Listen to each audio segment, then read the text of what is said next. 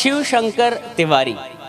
आप मेरे नाम से ही मेरी शख्सियत को, मेरे बैकग्राउंड को जानते हैं। मेरा नाम है शिव शंकर तिवारी और मेरे पिताजी का नाम है श्री गौरी शंकर तिवारी। मेरा शिव शंकर तिवारी, मेरे पिताजी का गौरी शंकर तिवारी, और मेरे जो भाई हैं छत्तीसगढ़ में उनका नाम है श्री रमा शंकर तिवारी, है ना। क्या बोलते हैं, बाय वन गेट थ्री।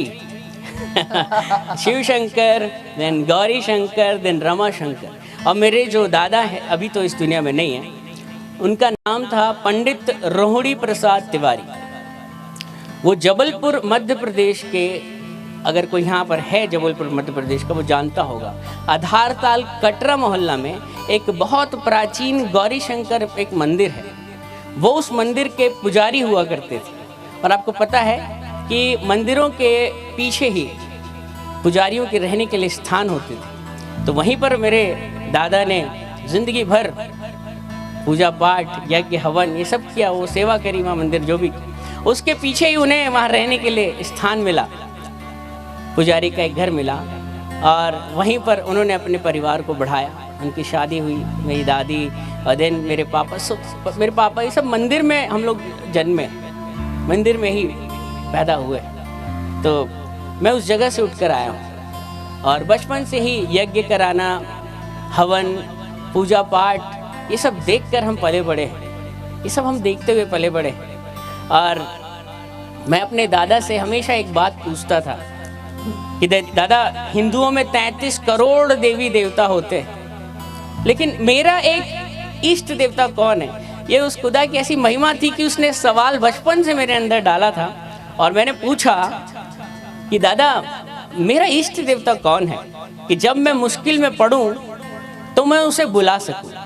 क्योंकि हमें तो 25-30 से ज़्यादा के नाम याद नहीं होते थे, है ना। अगर आप किसी भी हिंदू भाई बहन से पूछेंगे, मैं सारे धर्मों की इज्जत करता हूँ और पॉलिटिकली करना भी चाहिए आज की दुनिया में। तो मैंने, आप किसी से भी पूछना, वो 25-30 से ज़्यादा के नाम आपको नहीं बता पाएंगे।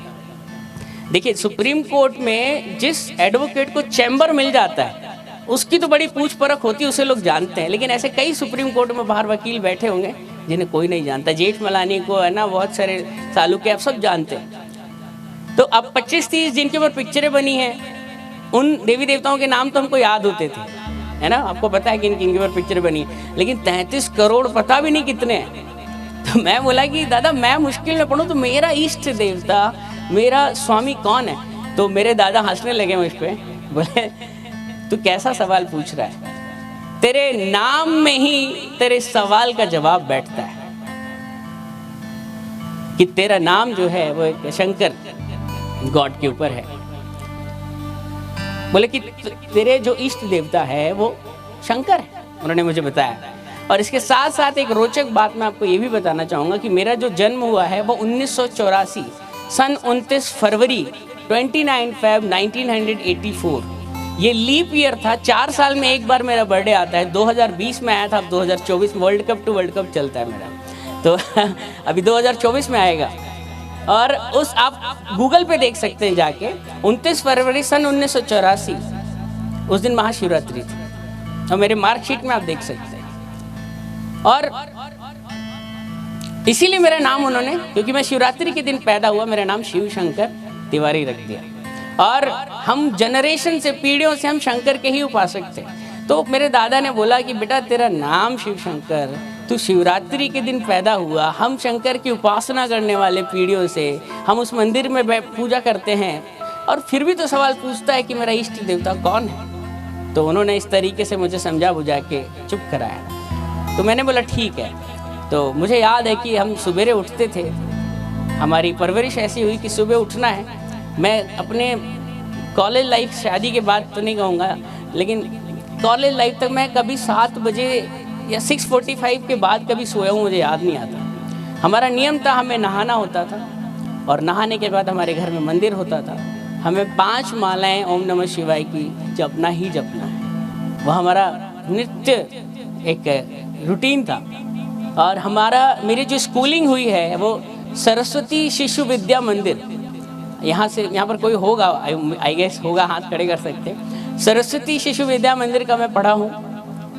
जहाँ पर हम सर नहीं कहते थे, हम आचार्य जी कहते थे। जब हम सवेरे जाते थे तो हमारी शुरुआत होती थी एकात्मता स्तोत्रम से, उसके बाद हम सरस्वती वंदना करते थे, उसके बाद हम गायत्री मंत्र पढ़ते थे, और इसी तो 1 घंटा हमारा पूरा स्कूल भी ऐसा था जहाँ मंत्र ही मंत्र मुझे इतने याद, मेरे को संस्कृत में 50 आउट ऑफ 50 आते थे, संस्कृत में बहुत अच्छा था, आज भी हूँ। तो हम लोग, और जब हम भोजन करते थे लंच के टाइम रिसेस आवर में, तो उस भोजन को करने से पहले, जैसे आज हम लोग प्रेयर करते हैं फूड से पहले, तो उस वक्त हम लोग भोजन मंत्र करते थे, ओम सहना सुनक भुवक्तु सर, अब तो यानी पूरा 10 मिनट करेंगे फिर खाना खाएंगे। उसके बाद जब छुट्टी होती थी तब बोले अब तो छोड़ देते होंगे टीचर, नहीं, उसके बाद संगठन मंत्र, आपको बताया संगठन मंत्र, संगठन जानते हैं, वो करते थे हम। और उस जगह से हम लोग उठकर आए, हम लोग सर को आचार्य जी कहते थे, और हमारे आचार्य भी धोती पहनते थे और कुर्ता इस तरीके से, तो हम लोग वहाँ से पले बढ़े। लेकिन मैं बढ़ता गया, ये सवाल मेरे अंदर था कि दादा मेरा इष्ट देवता कौन है। अब दादा ने तो मुझे चुप करा दिया शंकर का बोल के, लेकिन मैं शंकर को मैं माला भी जप रहा हूँ, उससे प्रार्थना भी कर रहा हूँ, पूजा पाठ कर रहा हूँ, लेकिन अंदर से क्या है, वैक्यूम है। वैक्यूम मतलब खाली से, नहीं यार ये वो नहीं है जिसकी मैं तलाश कर रहा हूँ, है ना। कई बार रिश्ते आते हैं ना शादी के लिए, तो बहुत सारी फोटोज़ देखते हैं, बहुत सारे रिश्ते, नहीं यार ये वो नहीं है जो मेरे लिए बनी है तो वैसा कुछ मेरे अंदर आ रहा है कि नहीं यार ये वो नहीं है जिसे मैं ढूंढ रहा हूँ। तो मेरा ये रूटीन हो गया था कि मेरे घर कोई भी पंडित आता था, पंडित हैं तो पंडित के घर मिलने के लिए पंडित, जैसे पास्टर हैं तो पास्टर के घर में पास्टर आते हैं, तो मेरे घर भी जजमान लोग बड़े बड़े जगहों से आते थे। तो मैं उनसे हमेशा एक सवाल धीरे से मौका देखकर पूछ ही लेता था कि महाराज जी, गुरु जी, मुझे बताइए कि मेरा इष्ट देवता कौन है। तो कुछ लोग मेरा हाथ देखते, कुछ माथे की रेखा, कुछ इस तरीके से हमारी वो क्या बोलते हैं पत्रिका वगैरह देखते,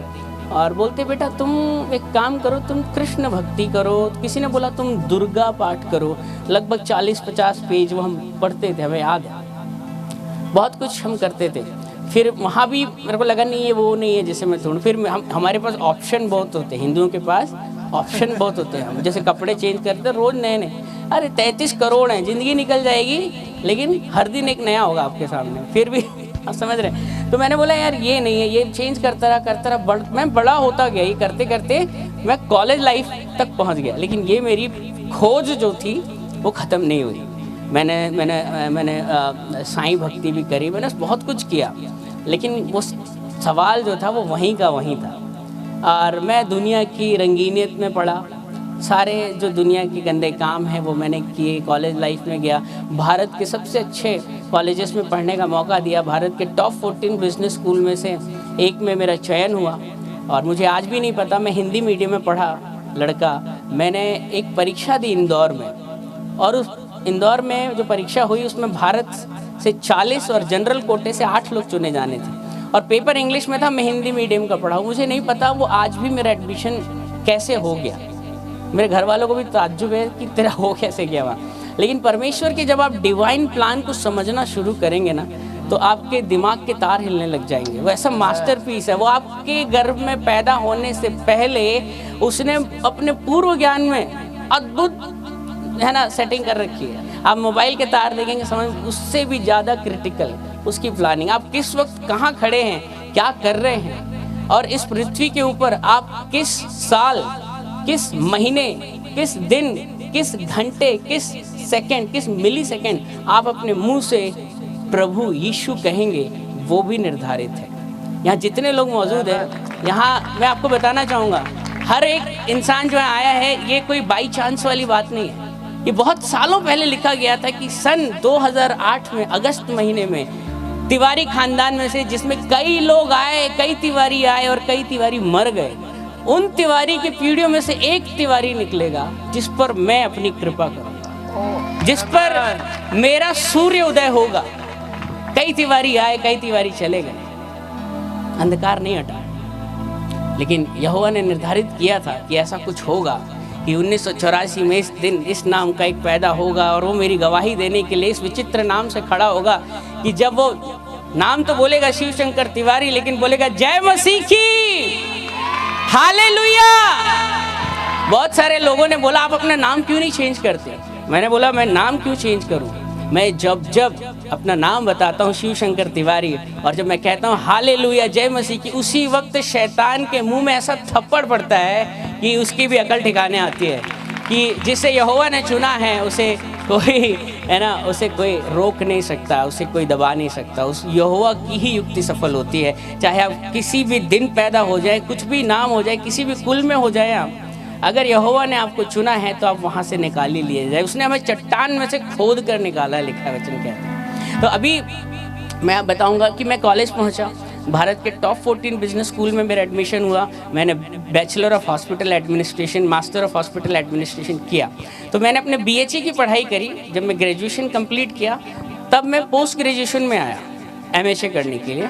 तब मुझे एक क्रिश्चियन एक लड़की मिली, मेरी क्लासमेट थी वो, और उन्होंने मुझे बोला कि देखो यार तुम्हारे तो बहुत सवाल रहते हैं। मैं सवाल बहुत पूछता था, मैं फेमस था इस बात के लिए, तर्क वितर्क करना मेरी आदत। बोले तुम्हारे बहुत सवाल रहते हैं, तुम एक काम क्यों नहीं करते, तुम बड़ा खोज रहे हो तुम्हारा इष्ट कौन है, ये तुम एक काम क्यों नहीं करते, तुम यीशु मसीह से प्रार्थना करके देखो, वो तुम्हारे सारे सवालों के जवाब दे देंगे और हो सकता है शायद तुम्हारी तलाश भी ख़त्म हो जाए। तो मैंने बोला कि देखिए ऐसा है कि मैं सारे धर्मों की इज्जत करता हूँ और मैं प्रभु यीशु मसीह की भी इज्जत करने के लिए तैयार हूँ, क्योंकि हिंदुओं का दिल इतना बड़ा होता है कि जब हम 33 करोड़ को पूछ सकते हैं तो 33 करोड़ प्लस 1 एक और करने में हमारा क्या जाता है। हमें तो जहाँ हमको भी शामिल कर लेंगे, हमारे को बहुत जगह है हमारे पे, हम कर लेंगे उन्हें। लेकिन आप अगर बोलोगे नहीं नहीं नहीं नहीं वो 33 करोड़ को डिलीट करो, सिर्फ एक यीशु मसीह को मानो, मैंने बोला आई एम सो सॉरी, मुझसे तो ये नहीं हो सकता, है ना। हम अपनी देवी देवताओं को, हम अपनी संस्कृति को, अपनी जड़ों को यहाँ से, मैं ना ये नहीं हो सकता। अगर आप कहोगे सिर्फ यीशु मसीह तो आई एम सो सॉरी, फिर ये तो डील आगे हो नहीं सकती। तो उसको भी समझ में आ गया पक्का पंडित है, ये मेरी बातों में आने वाला है नहीं। अब पंडित लोग दुनिया को बनाते हैं, कोई हमें कैसे बना सकता था। और ये बात प्रभु को भी पता थी कि ऐसे तो आएगा नहीं है मुझ में ना, मैं बड़ा ढीठ था, मेरे से तर्क वितर्क में लोग ज़्यादा जीतते नहीं थे। तो समझ में आ गया उनको कि यार उसने ना मेरे पे ट्राई मारना छोड़ दिया। जैसे होता है ना, हम भी कई बार कोई विश्वासी दिखता है, बार बार हम कोशिश करते हैं इसको खींच के लाएं, वचन सुनाएं, लेकिन एक समय ऐसा आता है हमें पता है यार ये ढीठ है, आने वाला है नहीं प्रभु, हम मेहनत करना छोड़ देते हैं। ऐसे लोग मिलते हैं हमें आसपास, है ना। तो वो उसको भी समझ में आया कि यार ये ऐसे आएगा नहीं। उसके बाद मेरी पढ़ाई ख़त्म हुई 2006 में, और भारत के सबसे बड़े हॉस्पिटलों में एक इंद्रप्रस्थ अपोलो हॉस्पिटल दिल्ली में मेरी जॉब लगी। अब मैंने बोला ना वो मास्टर प्लानर है।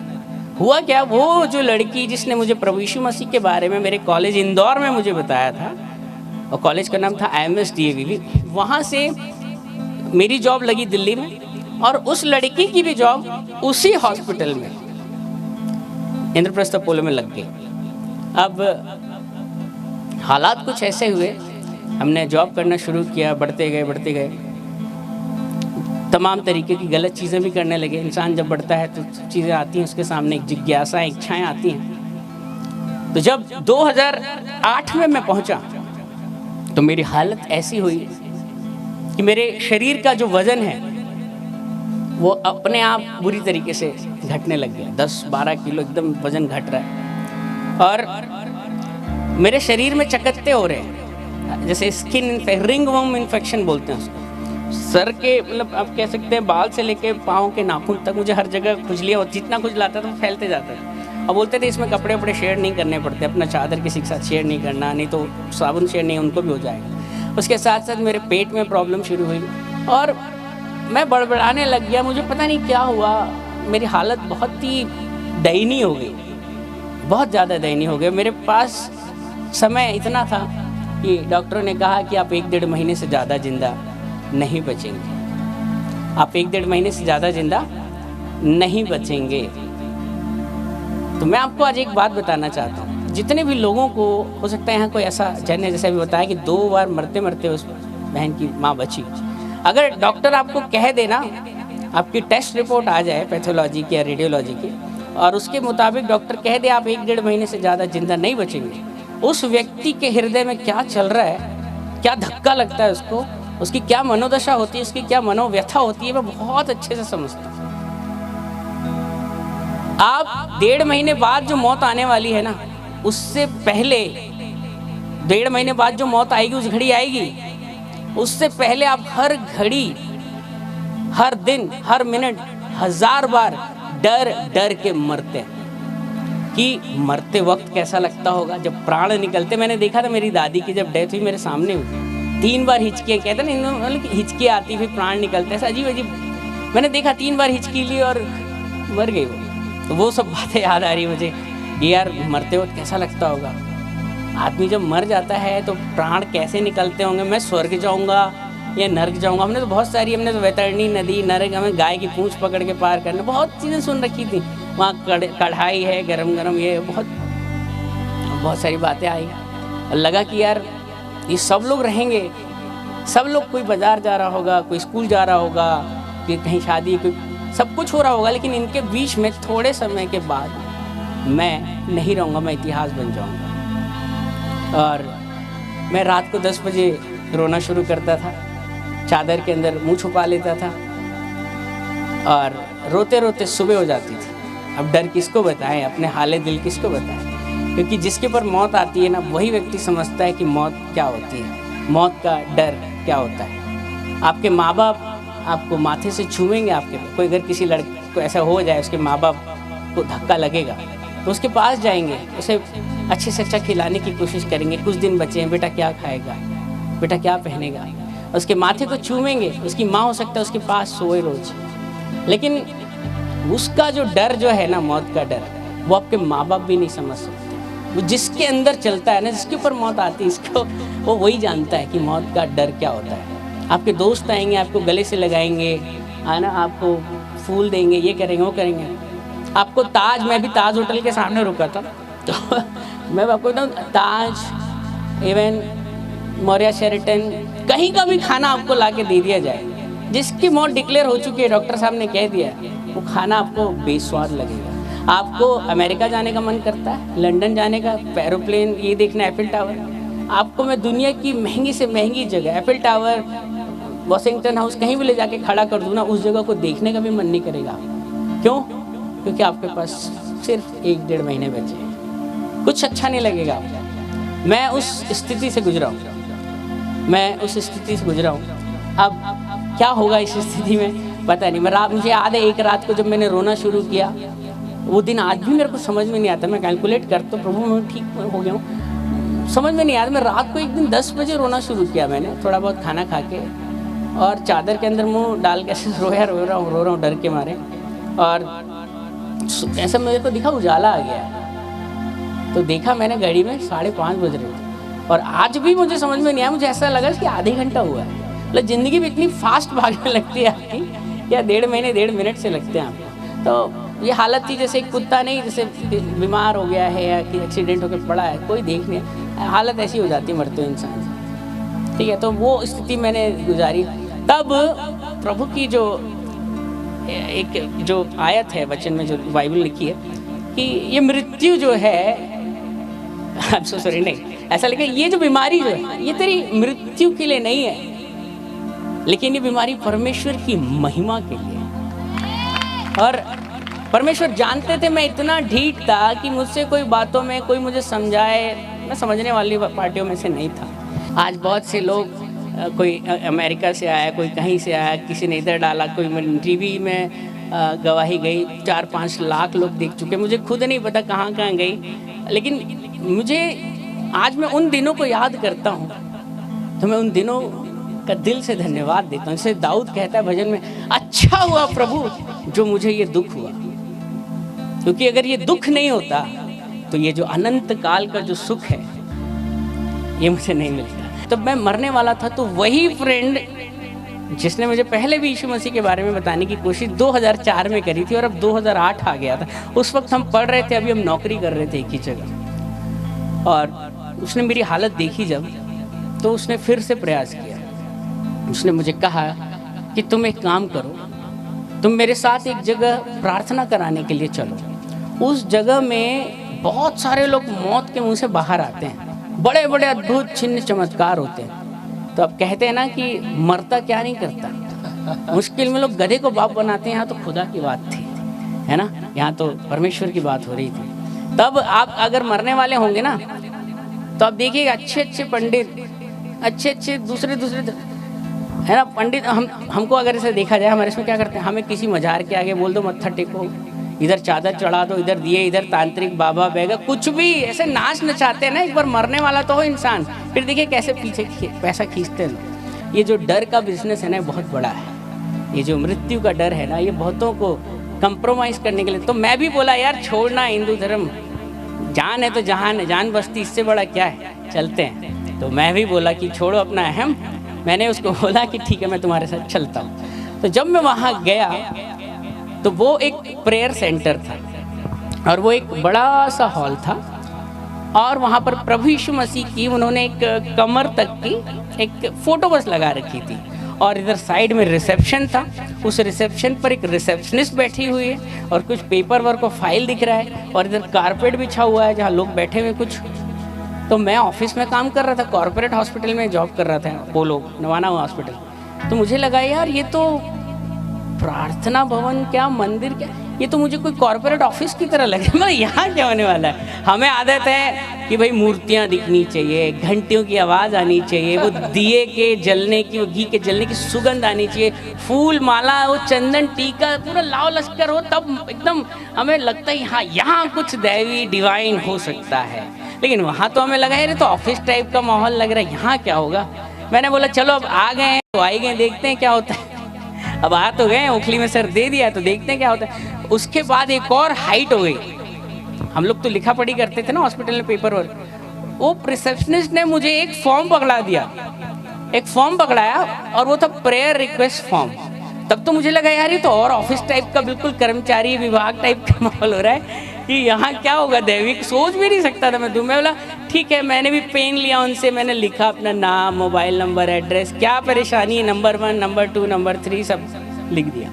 नीचे साइन भी करे कि हाँ मेरी ही परेशानी है। उसके बाद मैंने बोला यहाँ क्या होगा देखते हैं। हम लोग बैठ गए, मैं बैठ गया, वो जो फ्रेंड थी वो भी मुझे लेकर गई थी, वो भी बैठ गई। हम वेट करेंगे, देखते हैं क्या होता है। और थोड़ी देर बाद एक प्रेयर वॉरियर आई, उसके हाथ में एक बाइबल थी और वो मेरे सामने आके बैठ गए और उसने बाइबल खोली और कुछ आयत, मतलब प्रेयर रिक्वेस्ट फॉर्म पढ़ा उसने। और प्रेयर रिक्वेस्ट फॉर्म को पढ़ने के बाद मेरी तरफ उसने देखा और बाइबल खोली और बाइबल से कुछ आयतें वो पढ़कर मुझे समझाने की कोशिश करने लगी। और उसने कहा कि भाई आप मत डरिए, विश्वास रखिए, क्योंकि जो काम मनुष्यों से नहीं हो सकता वो परमेश्वर से हो सकता है। और इस तरीके की कई बातें वो मुझे बाइबल से बताने की कोशिश कर रही है। मैं आपको बताऊं, आपको अगर सर्दी हो जाएगी ना तो आपको बड़ी चिड़चिड़ाहट होती है, कुछ अच्छा नहीं लगता, आप बड़े चिड़चिड़े। आप जब मरने वाले होते ना तब आप और ज़्यादा नीरस हो जाते, कुछ भी अच्छा नहीं लगता उसको, कुछ भी अच्छा नहीं लगेगा आपको। तो मैंने बोला, उसकी इतनी सुंदर बात सुन के आपने तालियां बजाई। मैंने क्या बोला पता है? मैंने बोला देखो सिस्टर, ऐसा है, ये जो भगवान है ना, ये सब बकवास की बात है। मैंने लिटरली ये लाइन बोला। मैंने बोला देखिए ऐसा सिस्टर, भगवान जो है ना, ये सब बकवास की बातें हैं। लोग ऊपर देखते हैं, अपना दुखड़ा रोते हैं, उनको कोई लग रहा है कि ऊपर एक कोई बैठा है, कोई है तो सुन रहा है और एक दिन सब कुछ ठीक कर देगा। मैंने बोला बकवास की बात है, ऊपर कोई नहीं बैठा, ये दुनिया बेवकूफ़ बन रही है, शगुफे में, गलतफहमी में जी रही है, कोई नहीं बैठा ऊपर, कोई भगवान नहीं है। मैंने बोला 24 साल की मेरी उम्र है, मैंने क्या पाप कर दिया, मैंने क्या दुनिया देख ली कि आज मैं मरने पे हूँ। अगर भगवान होता तो क्या वैसा अन्याय और निष्ठुर होता कि मुझे मरने देता हो। तो मुझे और वचन से समझा रही है, क्योंकि उसके पास मेरे जैसे 3600 लोग रोज आते होंगे प्रेयर सेंटर में, ऐसे ही लोग तो आते हैं, है ना। वो कहते हैं ना कि दुख में सिमरन सब करें, सुख में करे ना कोई, जो सुख में सिमरन करे तो दुख काहे को होए। हमें बता रहा हूँ, अगर इस संसार से पीड़ा, बीमारी, मृत्यु, क्लेश, कर्जा हट जाए ना, हट जाए पूरी तरीके से, तो मंदिर, मस्जिद, गुरुद्वारों में ताले लग जाएंगे। आज आप यहाँ बैठे हैं, मैं धन्यवाद देता हूँ उन लोगों का जो बिना किसी परेशानी के यहाँ अपने सुख में बैठे हैं। आमीन। मंदिर, मस्जिद में ताले लग जाएंगे अगर ये परमेश्वर का हथियार है। पता आपको, दुख, जैसा वो भजनकार के, अच्छा हुआ ये जो दुख मुझे हुआ, मैं तेरे करीब तो आ रहा हूँ। तो मैंने वो उन दुख भरे दिनों को मैं धन्यवाद देता हूँ। अगर मेरी हालत उस दिन कुत्ते के समान, वो बुरी हालत में मैं नहीं जाता, तो आज शायद ये जो असीम खुशी मेरे अंदर है ये जो एक अद्भुत बात मेरे अंदर है, ये हो ही नहीं पाती। तो परमेश्वर जब आपको मिस करता है ना यार, ये बहुत दिन से प्रार्थना, तो परमेश्वर क्या बोलता है, एक छोटा सा दुख डालता हूँ इसको ना, एक छोटा सा बीमारी डालता हूँ। देख कैसे परमेश्वर जब आपको गले लगाने के लिए तड़पता है ना, जब आपको मिस करता है, वो आपकी कमी को छोटे मोटे दुख डाल देता है, तो आप क्या करते हैं, उसके करीबी में आते हैं। तो दुखों को हमेशा बुरा मत समझिए। कई बार ये परमेश्वर का प्यार करने का, लाड़ करने का भी एक तरीका है। हर एक दुख आपकी मृत्यु और आपके नाश होने के लिए नहीं होता। कई दुख आपके आत्मिक उन्नति के लिए भी होते हैं, है ना। तो मैं अपने विषय पर आता, तो मैं आज जब मैं उस हालत में पहुंचा, मैं उससे बोला, देखो सिस्टर, ऐसा है, बकवास की बातें हैं ये सब, विश्वास बकवास की बातें हैं। परमेश्वर स्वर्ग नर्क कौन है इतना विश्वास में कि वो बोले मैं ट्रक के आगे कूद जाऊंगा, मेरा भगवान मुझे बचा लेगा, मैं छत से कूद जाऊंगा, मेरा भगवान मुझे, ये सब कौन है, कोई है ऐसा? किसने देखा है? मैंने बोला परमेश्वर को, किसी ने देखा है भगवान को? मैं उसमें भगवान बोलता था, मतलब किसी ने देखा है भगवान को? किसी ने नहीं देखा। सो बस कहने सुनने की बातें। और इस तरीके से बहस करते करते आधा घंटा हो गया, लगभग 40 मिनट। वो मुझे समझा रही, मैं उसे जवाब दे, प्रत्युत्तर चल रहा है। और आधे घंटे बाद मुझे ऐसा लग रहा है जैसे मैं आपसे बात कर रहा हूँ, जिस फ्लो में ऐसी बात कर रहा था, अचानक मुझे ऐसा लगा कि मुझे रोना है। मुझे ऐसा लग रहा है कि मुझे रोना है। मेरा दिमाग नहीं कह रहा मुझे रोना है, मेरे को ऐसे कोई भाव भी नहीं आ रहे हैं, मैं हंस रहा हूँ लिटरली ऐसे। मुझे ऐसा लग रहा है मुझे रोना है। मैं बस ऐसा है कि बस आंसू निकलने वाले हैं। मुझे समझ में नहीं आ रही क्या हो रहा है मेरे साथ।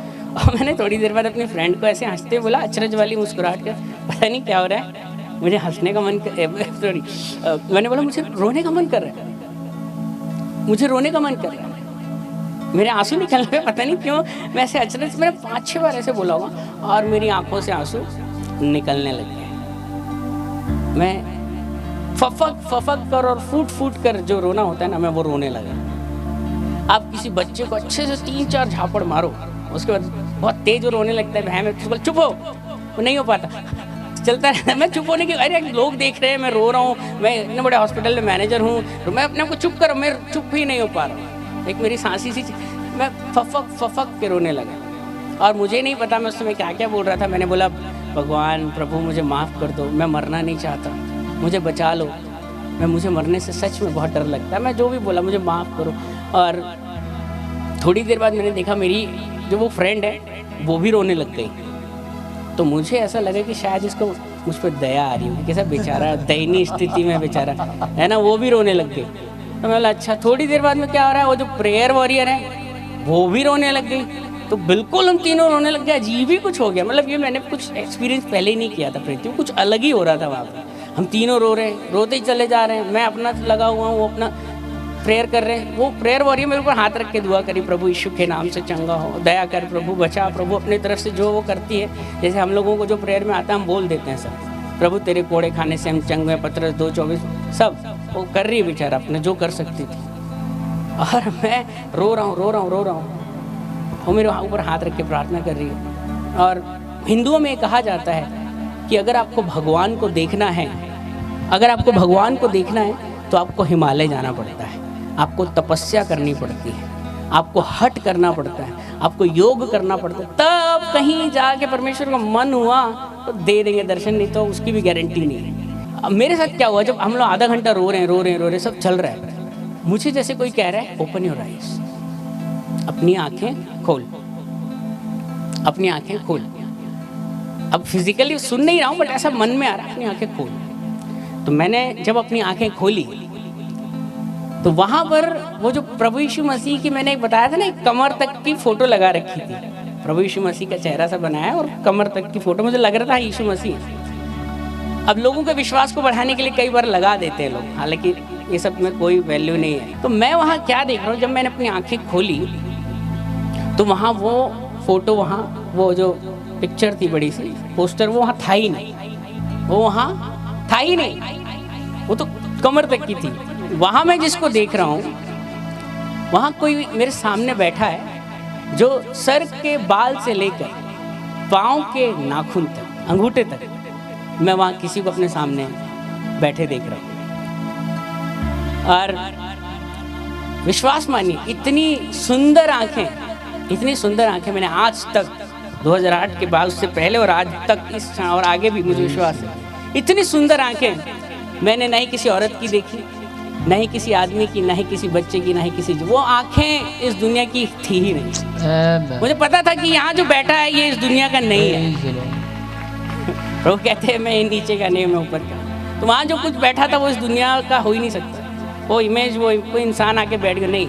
मुझे समझ में आ रहा था कि यहाँ कुछ जो हो रहा है ये कुछ अद्भुत हो रहा है। मेरे को लगा अरे तेरे को मति भ्रम हो रहा है, मुझे लगा मुझे हेलुसिनेशन हो रहा है। मैं अपनी नज़रें इधर उधर घुमा रहा हूँ, पता नहीं मैं बोल किसको बोलूँ, बोल पागल मैं इधर उधर देख रहा हूँ, थोड़ी फिर देखूँ तब वो मुझे फिर बैठा हुआ दिखाई दे, और वो मेरी तरफ कैसे कैसे रहते, मैं आपको अगर एक्सप्लेन करने की कोशिश करूं तो वो मेरी तरफ ना ही गुस्सा हो रहे हैं, ना ही बहुत जॉय, कुछ एक्सप्रेशन कुछ इस तरीके से थे जैसे कि एक वाकया है, मुझे याद आता है कि मेरे पास एक बहन एक बार प्रार्थना कराने के लिए आई और वो अपनी बहन को साथ में लेके आई और उसने बोला कि भैया इसके लिए प्रार्थना करो। मैंने बोला क्या हुआ?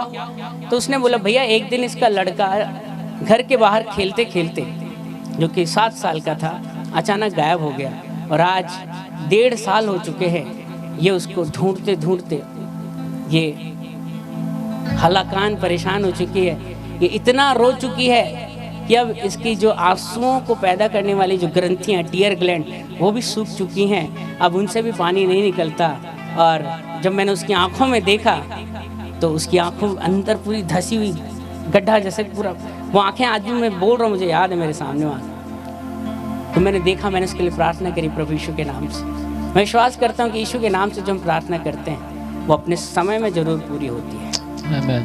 और मैं विश्वास करता हूँ आज उसे बेटा मिल गया होगा। और मैं कल्पना जब कर रहा था, मैं सोच रहा था जब मैं गवाही दूँ तो कैसे एक्सप्लेन करूँ यीशु मसीह के देखने को। तो मैं ये सोचता हूँ कि अगर उस स्त्री को एक दिन झाड़ू लगाते लगाते, कुछ काम करते करते, अब जिंदगी है चला ही रही होगी, अगर उसको सामने से उसका अगर बेटा आता हुआ दरवाजे पर दिख जाए तो उस माँ की वो जो आंखें जो रोना भूल गई थी, आंसू बहाना भूल गई थी, जो सूख गई थी, उसकी आंखों में जो चमक होगी ना, उसकी आंखों में जो खुशी होगी ना, मैं समझता हूँ यीशु मसीह कुछ ऐसे ही मुझे देख रहा था उस दिन। क्योंकि बाइबल में लिखा है कि जब एक आत्मा बचती है ना तो स्वर्ग में